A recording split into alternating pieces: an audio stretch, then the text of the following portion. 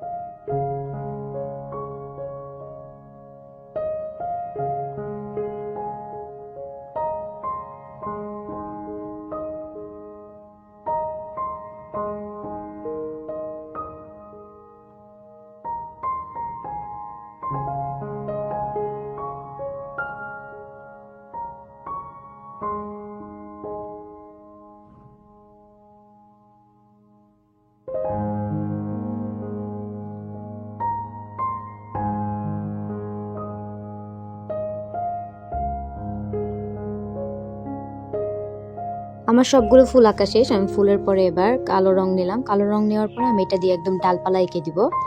আর আসলে সাদার উপরে কালো রঙের ডালপালা অনেক বেশি সুন্দর ফুটে ওঠে, তাই কালো রংটা ইউজ করছি। আর যেহেতু কাস্টমার ডিমান্ডে করা, কাস্টমারের দেওয়া ছবিতে যেটা ছিল সেই রেফারেন্স অনুযায়ী করছি। যদিও এই কাজটা আমারই করা, কিন্তু আমার প্রথম দিকের একটা কাজ, যেটা আমি আবারও নতুন করে রিক্রিয়েট করছি, নিজের কাজ, তাই আরও বেশি ভালো লাগছিল এই কাজটা করতে। তো কালো রং দিয়ে ডালপালা দেওয়ার কারণে আরো বেশি সুন্দর লাগছে। আর এই কাজটা আপনারা করবেন হচ্ছে যখন এই ফুলগুলো আপনারা অনেকটা দেখবেন শুকিয়ে এসেছে তখন করবেন, কারণ কাঁচা অবস্থায় করলে ঠিকভাবে হবে না। আপনার সেই রঙের সাথে মিশে যাবে, মিশে যাবে বলতে একদম ঘেটে হয়ে যাবে। ঠিক আছে, তো কিছুটা শুকিয়ে আসার পরে এই কাজটা করবেন। ঠিক আছে, যে সেটা কালো রং হোক আর যে কালারের রঙই হোক না কেন, আপনার এটা মানে আগে যেটা এঁকেছেন সেটা কিছুটা শুকিয়ে আসার পরেই করবেন, তাহলে আরো বেশি ভালো হবে, আপনার আউটপুটটা সুন্দর আসবে। ঠিক আছে।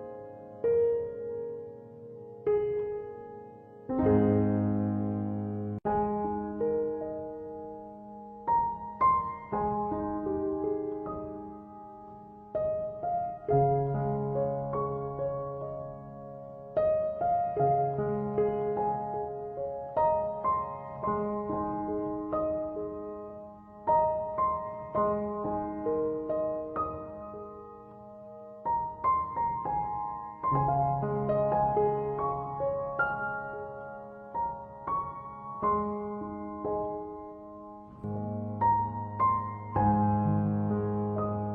এই তো আমার কাজ শেষ, আর কাজ শেষ হওয়ার পর এটা হচ্ছে ফাইনাল আউটপুট। ভিডিওটি কেমন লাগলো আর পাঞ্জাবির ডিজাইনটি কেমন অবশ্যই কমেন্ট করতে ভুলবেন না। আর ভালো লাগলে অবশ্যই লাইক কমেন্ট শেয়ার করতে কিন্তু ভুলবেন না। ফেসবুক থেকে দেখে থাকলে আমাদের ফেসবুক পেজটি ফলো করে রাখবেন, আর ইউটিউব থেকে দেখে থাকলে আমাদের চ্যানেলটি সাবস্ক্রাইব করে রাখবেন। Thank you everyone.